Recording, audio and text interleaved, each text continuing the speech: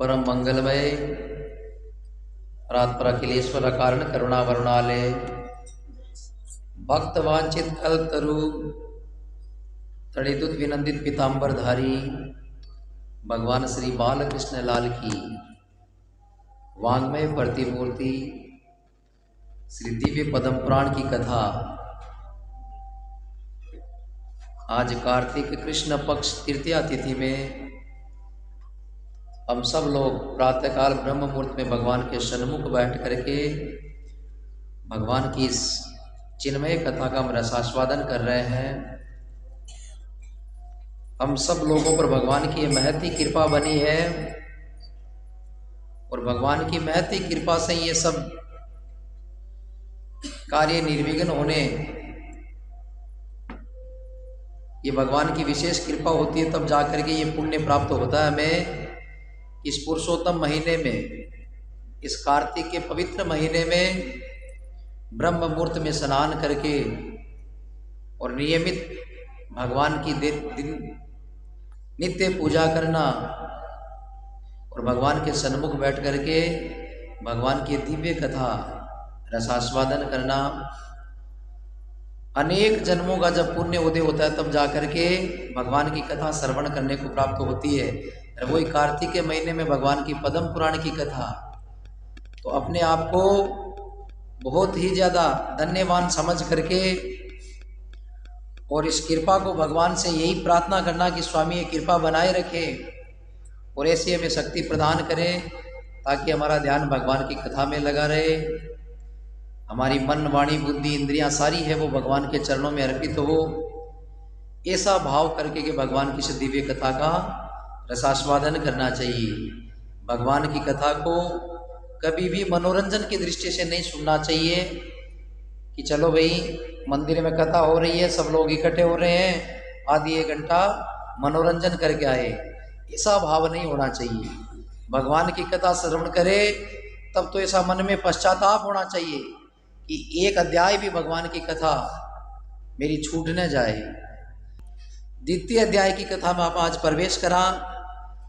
भगवान श्री कृष्ण है जगह सत्यभामा ने पूर्व जन्म को वृत्तांत बता रहे हैं। भगवान कह रहे हैं ततो गुणवती श्रुत्वा रक्षसा निहता भुवो पितृ भर्तृ जदूर खारता करुणां पर्यदेवयतम् हानाथ हा पितस्ये यक्तवा गच्छत् मया विना बाला हि किं करो मयत्महनात् भवतोर्विना।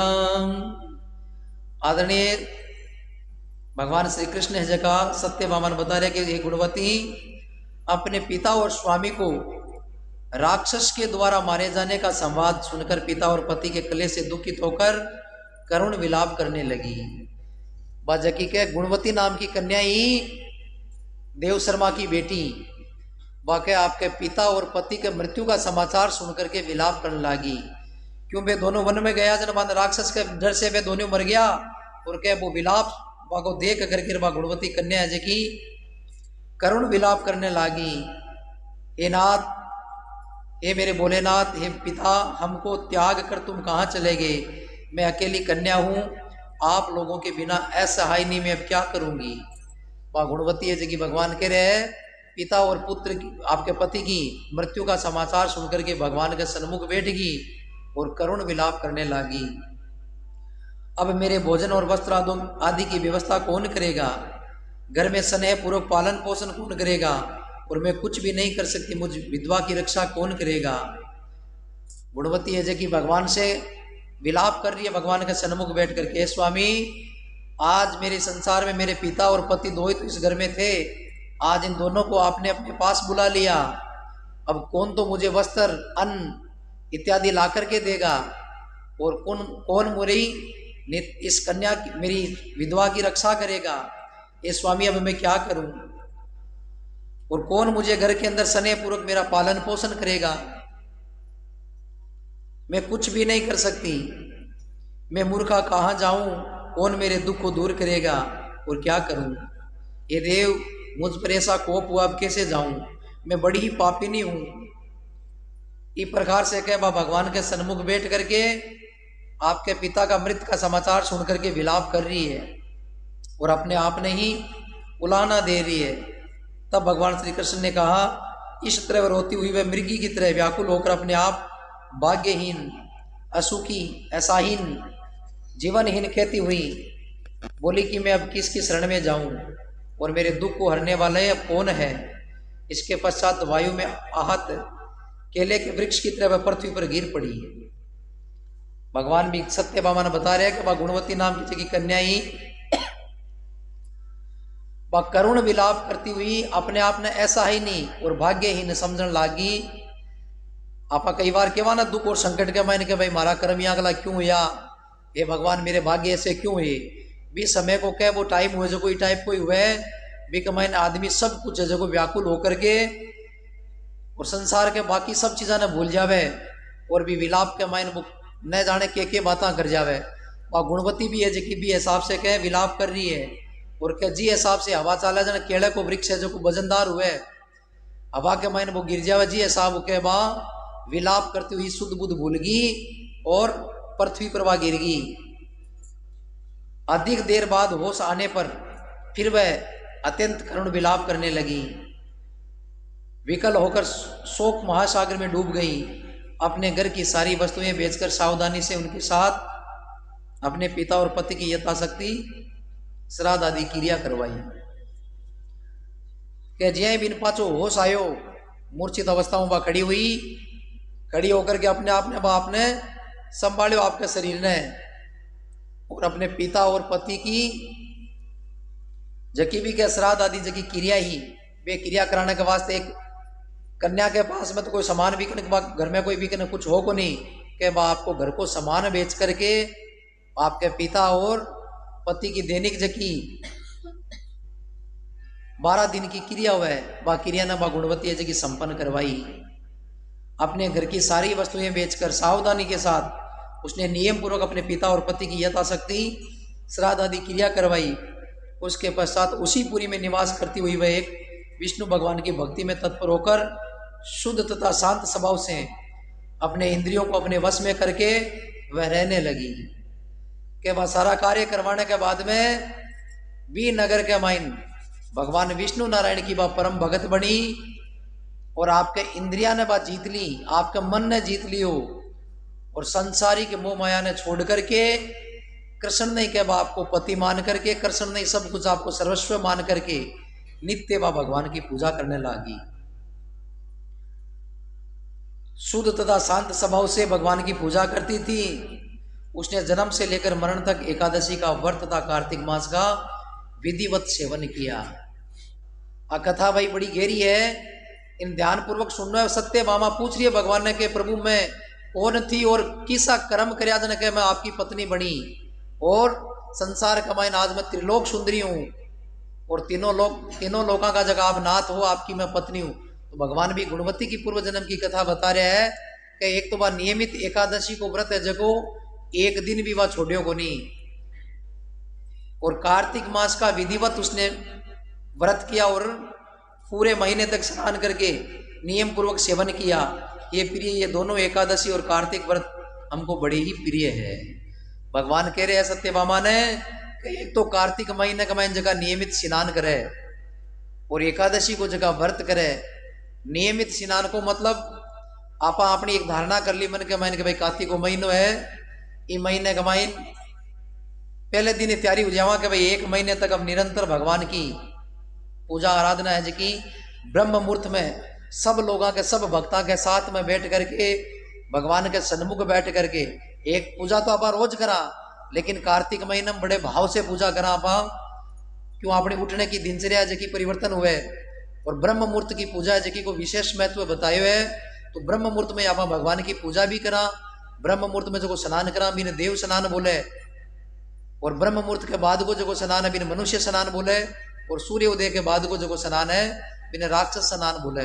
तो एक तो अपन देव स्नान करने को अवसर प्राप्त हुए, एक अपनी भावना भगवान की भक्ति में रहे, घर का संसारिक सारा काम छोड़ करके आप भगवान का दर्शन करने की अपनी लालसा रहे, वो भाव के अगर बने रहे तो निश्चित ही ये चीज ने ते गांठ बांध मान लियो कि आप कृष्ण की भक्ति में आपको जो मन लाग रहे है, साक्षात आप नारायण की भक्ति प्राप्त करने की राह पर चल रहे हैं। और अगर इन निरंतर राखा तो निश्चित ही गोविंद का आपा परम भक्त भी में कोई संदेह नहीं है। अगर भी में संदेह हुए तो आप मान करके चालो ये पद्म पुराण की कथा झूठी होगी। सुबह पहली जगह स्नान करा वो भी झूठो हुई, लेकिन एक मैंने शास्त्र सागे ताड़ना भी दे रहे हो भाई कि ये सब नियम जगह व्रत कराना बी टाइम अपनो भाव भगवान के प्रति होना चाहिए। बी टाइम वो भाव नहीं होना चाहिए कि कार्तिक माइन स्नान करे देखिया देखी के नहीं जावा जा अपन दूसरों की कह देवे नहीं, और एक महीने सिया मना कुण उठे। अगर क्या दूषित भाव मन में राख करके रापा स्नान करा तो बे नियम व्रत जगह अपना फलित को नहीं हुए। भाव यहाँ लो राखो कोड लागेड़ो रहना चाहिए। या कहने के ऐसी लागी लगन मीरा हो गई मगन, या पगा में घुघरा बांध जाना चाहिए कि भाई 5:30 लेट नहीं हो जावा, कथा नहीं चूक जावा। यहाँ कलो भाव हुए, यहाँ कलो कोड लागेड़ो हुए ना जना कह जा आपा ने आ नारायण की कथा प्राप्त हुए, और ये कथा के माध्यम से आपा गोविंद की भक्ति की जगह राह चुनिया। आ राह जकी कठिन राह है आ धीरे धीरे एकदम आपने कठिन है जकी सरल बन जाई, और सरल बन जी भी दिन आपने हृदय कमाई ने ये जकी अविद्या रूपी गांठा है ये सब धीरे धीरे छूट जासी, और गोविंद की भक्ति कमाई ना आप मन लागी। मन के भगवान की भक्ति में लागे ना भी भक्त वो भक्त है जो क्रोध ने जीते। और क्रोध ही के संसार का माइन सबसे बड़ी अग्नि है भाई। आपा धीरे धीरे अगर प्रेम बढ़ावा क्रोध ने जीतता जावा, या मानो क्रोध ने जीत लियो तो साक्षात गोविंद ने जीत लियो। वो क्रोध है जो अपन भक्तियों दूर ले जावे, एक दूसरे के नजदीक बैठना दूर ले जावे, आपसी प्रेम भाईचारा दूर ले जावे।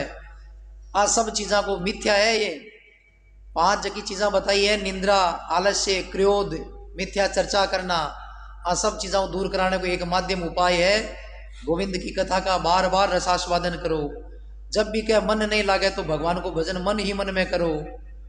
काम करते चलो, नाम जपते चलो, तो तुरंत तो क्रोध है जो क्या अपने नजदीक ही को नहीं आ सके, और अपन मिथ्या चर्चा करने को अवसर ही प्राप्त को हुए। अरे मिथ्या चर्चा नहीं करना जना अपनी कोई प्रकार की हताई फालतू की हुए भी को नहीं। तो भगवान की कथा है कि अपनी जगह शरीर की 10 इंद्रियां है, 5 ज्ञानेन्द्रियां, 5 कर्मेंद्रियां और 4 चीजें हैं जकी रूप, रस, गंध, स्पर्श। ये 14 प्रकार की जगह अविद्या है। अन आ भगवान की कथा आपकी ओर मोड़ी, आपकी ओर मोड़ी जना 14 चीजों आप बच जावा तो साक्षात नारायण की भक्ति आपने लिए अति सुगम और सरल बनती जाए। क्यों ये सब 4 चीजें जकी बताइए ना अंत में, रूप, रस, गंध और स्पर्श, ये 4 जकी अविद्या विशेष करके है। यही क्या आदमी को, मनुष्य को मन है जो को डगमगावे। अगर आप अपने रूप है, अपने ही रूप ना आप बार बार निरखता रहे, कांच में देखता रहे, तो अपन अभिमान हो जावे कि भाई मारो रूप की शौक है। तो एक तो अपन भी चीज बचना चाहिए। रूप, रस, रस का मतलब होता है स्वाद। कोई चीज को अपन जिया मान लो स्वाद आनो चालू हो जावे कि भाई चाय मीठी चौकी लागे, फीकी आप गुन पीवा। कोई भी चीज है भी को आनंद आप ज्यादा लेवा, तो क्या ज्यादा आदमी ने रसिक भी नहीं बनना चाहिए। रसिक बनो गोविंद के नाम का। रूप, रस, गंध, गंध होती है सुगंध, संसारिक जकिया सुगंध है। आओ अपन बच करके गोविंद नाम की जकी धूप की सुगंध भी ने स्वीकार करनी है। और एक वह स्पर्श, एक दूसरा हूं ज्यादा आप स्पर्शता नजदीकी बढ़ावा, जड़ा जाकर के आपनो मन है जो को विचलित हुए। 4 वस्तुओं के जो को प्राणी बचे ना, वो जाकर के नारायण को परम भक्त बने, और भी की राह भी धीरे धीरे सरल बनती जावे। और 10 जकी विद्या बताइए, 5 ज्ञानेन्द्रियां और 5 कर्मेंद्रियां। ये 14 जकी इंद्रियां है, आने के जो को प्राणी वश में करे। आ गुणवती है जकी आपकी सब इंद्रियां ने के वश में करके नियमित भगवान की नित्य पूजा करती, और भी पूजा के प्रभाव से भगवान के वह कार्तिक स्नान और 1 महीने तक के वह नियमित स्नान करके व्रत इत्यादि करती और एकादशी को व्रत करती। ये तो ये सत्य बामा। इसलिए मुझे जो व्यक्ति कार्तिक स्नान करता है और एकादशी का व्रत करता है, भगवान कृष्ण के वो भक्त मन सबसे ज्यादा प्रिय है। जो मनुष्य तुला की संक्रांति रहते हुए कार्तिक मास में प्रातः काल में स्नान करते हैं, यदि बड़े से बड़े पाप भी हो वो भी मैं उसके मुक्त कर देता हूं। क्या संक्रांति जबकि टाइम तुला की संक्रांति आवे कार्तिक महीने के महीने बी टाइम के महीने क्या प्रातःकाल स्नान करने वाले मनुष्य चाहे कितो भी बड़ो क्या पापी क्यों नहीं हुए, वो अगर भी तुला की संक्रांति के दिन स्नान करके क्या वो हमारे द्वार पर आवे तो क्या मैं कितो भी बड़ो पापी क्यों नहीं हुए बेका सारा पाप छीण कर दूं और बिन हमारे समीप बुलाऊं। जो मनुष्य कार्तिक स्नान जागरण दीप दान तथा तुलसी के वृक्षों की रक्षा करते हैं वे साक्षात विष्णु भगवान के समान ही तुल्य होते हैं। क्या जगह प्राणी कार्तिक महीने में एक तो जागरण करें, जागरण यानी जल्दी उठते हैं, दीपक जला करके दीप दान करते हैं और तुलसी के वृक्ष की रक्षा करते हैं, वे साक्षात विष्णु भगवान के समान दीप्यमान होते हैं।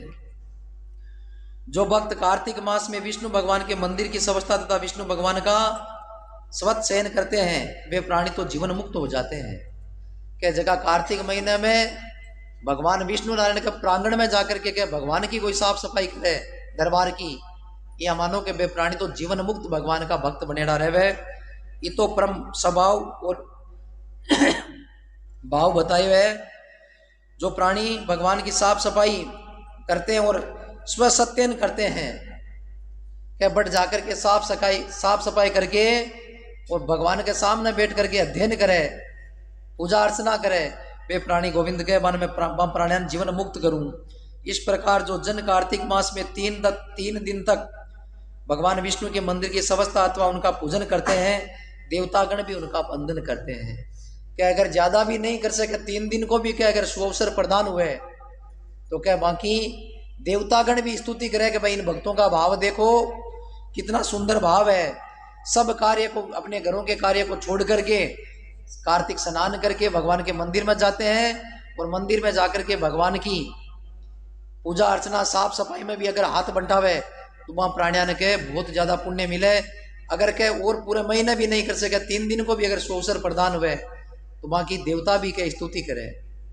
भगवान देखे ऊपर अपन इस सृष्टि पर आपा कोई भी अच्छो भलो बुरो काम करा ना तो भगवान के घर में सीसीटीवी कैमरा लागेड़ा है भाई, बाने कोई चीज देखने की जरूरत कौन पड़े। चित्रगुप्त नाम को जो राजा है भागवत में भी आप श्रवण करियो लो, वो चित्रगुप्त राजा है जो श्रापित होकर के एक बार बहुत बड़ो सृष्टि को राजा भी बने और 60,000 पत्नियां होने के बावजूद बिके पुत्र को नहीं हुई हो क्यों वो श्रापित हो। तो चित्रगुप्त जो यमराज के द्वार पर बैठे हुए जो कि अपनी एक हथाई जो कि आप करा ना वह लिख करके भगवान के समीप भिजावे और भगवान भी अपना कर्म भी देखे, भी का आधार पर ही इस सृष्टि में अपन सुख और दुख है जगह भगवान को देवे, ये अपने कर्मा के अनुसार अपन प्राप्त हुए। आप क्या माने के भाई आप करा छाने भगवान लिखे ऊपर ले पाने तो भी को जो को पानो है वो 24 घंटा 1 घंटा भी चित्रगुप्त ने सोने को टाइम को नहीं है। अपन जब नींद भी खोल लेवे, नींद लिया सृष्टि है जबकि 1 मिनट का माइन छीण हो जावे। जे साहब अपने देश की सेना पर अपना फौजी भाई खड़ा रहे, अगर वन 6 घंटा सोनो भी है तो वे आपकी जगह आदमी की व्यवस्था कर जावे। इस प्रकार से ही वो चित्रगुप्त है जो क्या अपनी संसार की पूरी सृष्टि की रचना अपने जन्म पहली विधाता लिख देवे और विधाता के कर्मान के अगर आदमी कोई पुण्य को काम करे ना तो विधाता का लिखेड़ा लेखान चेंज कर सके, लेकिन पुण्य और पाप का जगह कर्म है चित्रगुप्त लिखे। ये वास्ते जगह चित्रगुप्त और भगवान भी के साक्षात देखे आपके भक्ता को भाव।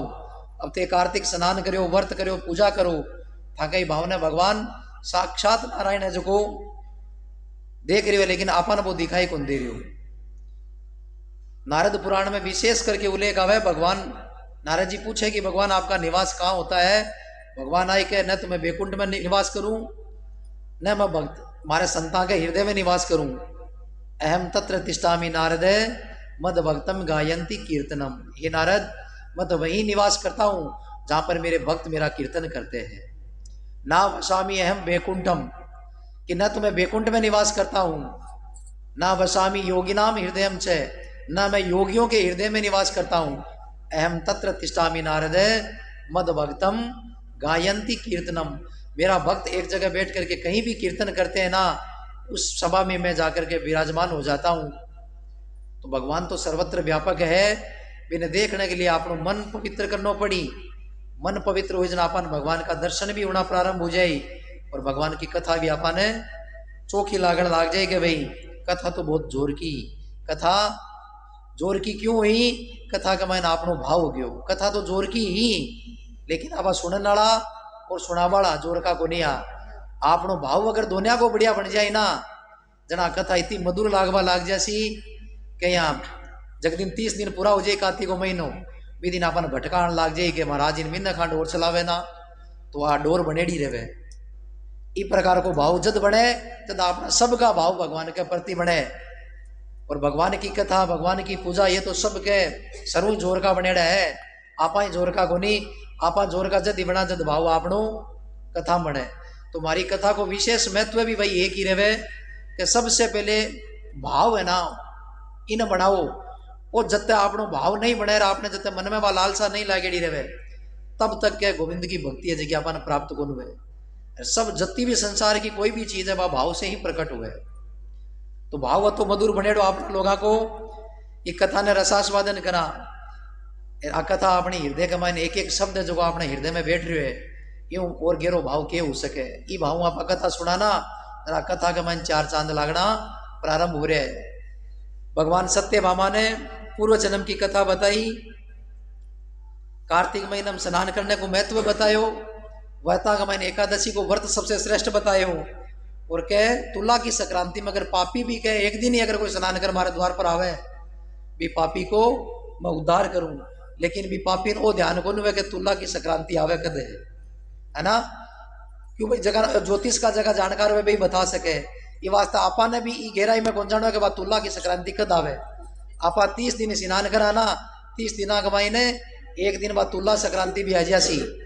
भी कमाइन 12 जकी संक्रांतियां से सारी की सारी संक्रांतियां आ जाई। आपा छोड़ा ही को नहीं किसी संक्रांति से कटे न कटे आपनो निश्चित है कि एक दिन उधार होना निश्चित है। ये वास्ते थे या मत करी जो 29 दिन स्नान को करार भाई तुला वाली संक्रांति नडी का ना। तुला की संक्रांति पापियों के लिए बताइए। पापी आपा भी हाँ, आपा अगर 30 दिन नियमित अगर व्रत स्नान करा तो वे संक्रांतियां जती भी है, तुला की है चाहे मकर की है, सारी संक्रांतियां जबकि बीच में आती रहसी। आए जना आपनो भाव भगवान के प्रति है तो भगवान आपनो भी उद्धार निश्चित करी। जगह 3 दिन तक भी के अगर समय निकाल करके भगवान के प्रांगण के माइन जितो हो सके आपको सवस्था के माइन हाथ बढ़ावे, सवस्था नहीं कर सके तो आपकी तरफ उनके वो बटे जाकर के कि खिंडावे नहीं और कोई अव्यवस्था नहीं करे तो भी बिन्ने पुण्य प्राप्त हुए।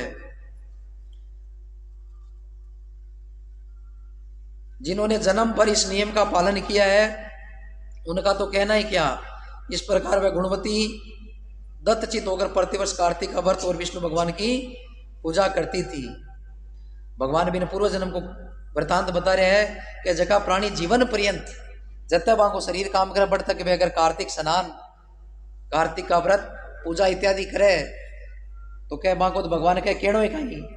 और जगह कह भाव से अगर कुछ भी किंचित मात्र भी करते हैं ऐसे भक्त भी भगवान कह मुझे प्रिय है। गुणवती है जगह कह नियम पूर्वक आपकी भगवान की पूजा, विष्णु की पूजा और भक्ति करती रही। ये प्रिय एक बार रोग के कारण वह दुर्बल हो गई तथा जबर से पीड़ित होने पर भी वो धीरे धीरे किसी प्रकार गंगा स्नान करने को गई। क्या एक समय भी सागे यहाँ अगली घटना घटित होगी, बिना बुखार आ गई। जबर आयुर्वेद के माइन जबर के वे बुखार ने और भागवत में आपने वृतांत बतायो। अब बुखार जकी जीवर क्यों बने, बाणासुर को नाम को राक्षस हो बी को भगवान कृष्ण वध करियो और बी की पोतियों भगवान विवाह करियो। उषा नाम की पुत्री भी पोतियों भगवान विवाह करियो जन के भगवान भी के साथ युद्ध करियो और बिन भगवान शंकर को वरदान मिलेडो बाणासुर ने के बिन कोई मार नहीं सके। भगवान कृष्ण भी को वध करियो जन के भगवान शंकर आपके भक्त की भक्ति देकर भी दिने बहुत ज्यादा क्रोधित हुआ और भगवान शंकर भी दिन आपके के मुख से जबर चलाया। अनेक प्रकार का ताव है जगह भगवान सृष्टि पर छोड़िया भी दिनों के वो ताव जो को सृष्टि के मायने आनो चालू हो। आई जबर है जकी एक दिन के गुणवती नाम की जकी कन्या ही भी कन्या ना बुखार है जकी आगी और बुखार के कारण के दुर्बल होगी। फिर भी कह बा किया जिया दुख पाती हुई मंदिर आनो कौन छोड़ियो और गंगा के स्नान पर जाकर के बा स्नान कर भगवान विष्णु के मंदिर में गई। बा धीरे धीरे किसी प्रकार गंगा स्नान करके वो गई। वह जल में स्नान करने में निमित्त उतरी, जाड़े से कांपने लगी और विकल हो गई। तब उसने आकाश की ओर से आते हुए अपनी ओर एक विमान देखा।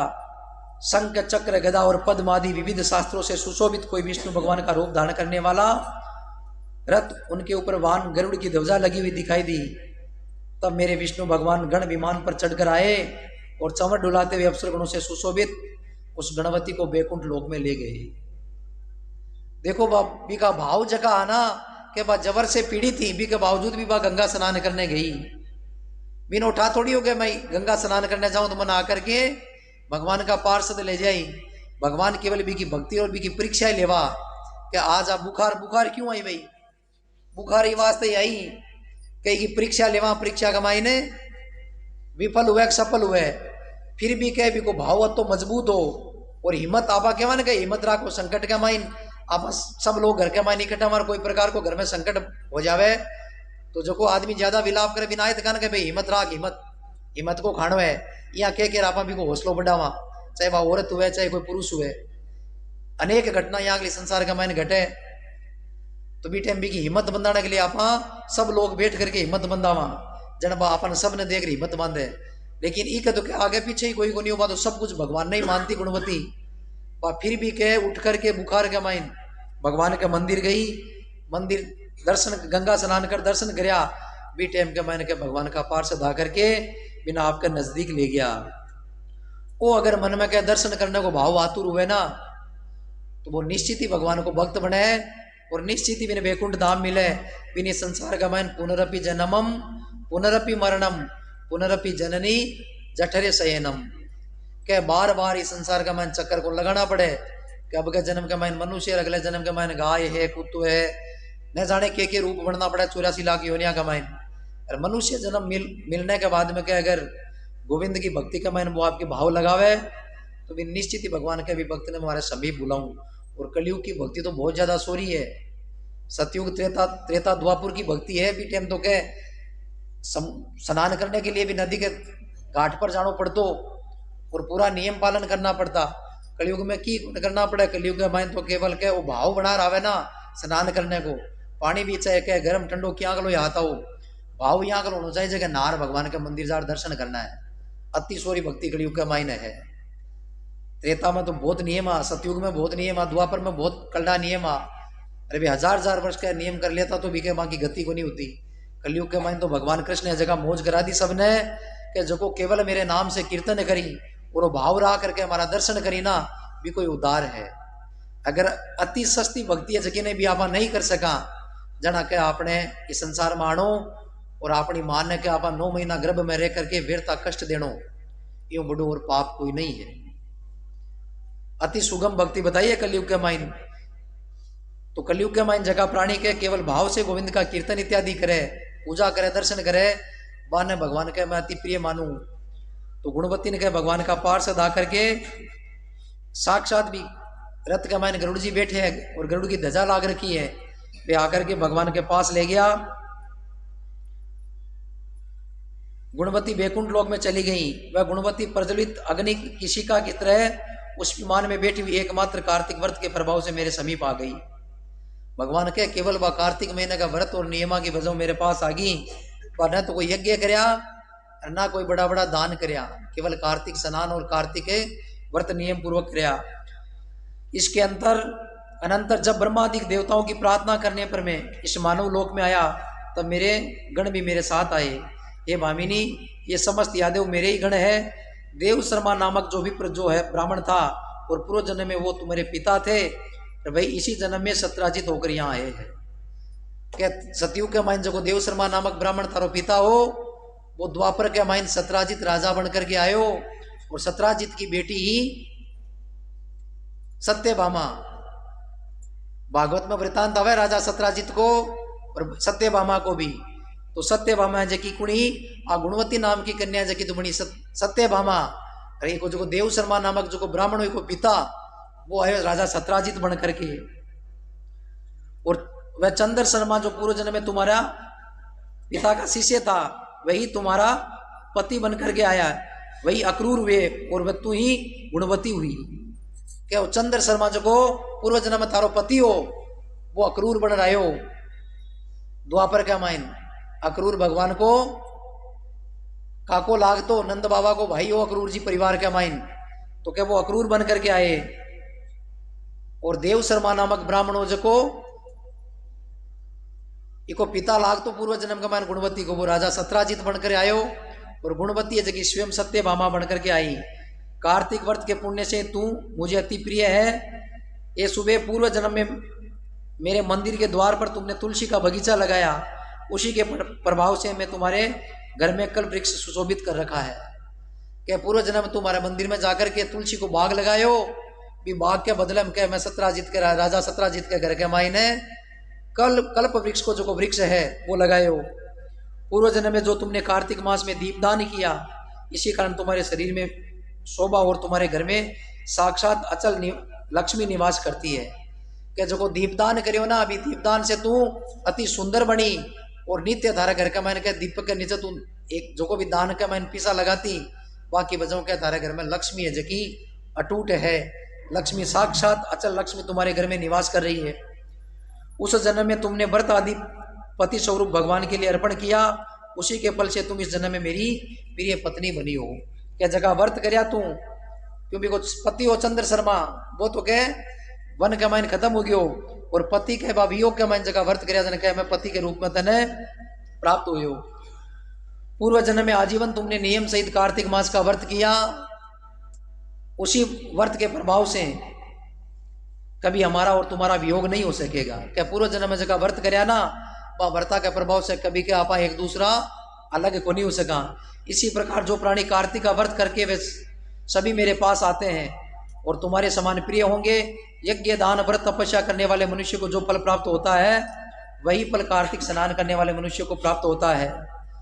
तब सुत जी ने कहा, इस प्रकार सत्यभामा भगवान श्री कृष्ण अपने पूर्व जन्म का संवाद श्रवण किया और पुण्य के प्रभाव का वृतांत सुनकर प्रसन्न हुई, तथा सारे संसार के आदिकरण भगवान श्री कृष्ण को प्रणाम करके भगवान से आगे प्रसन्न करने के लिए बोलने लगी। बोले बाल कृष्ण लाल भगवान की।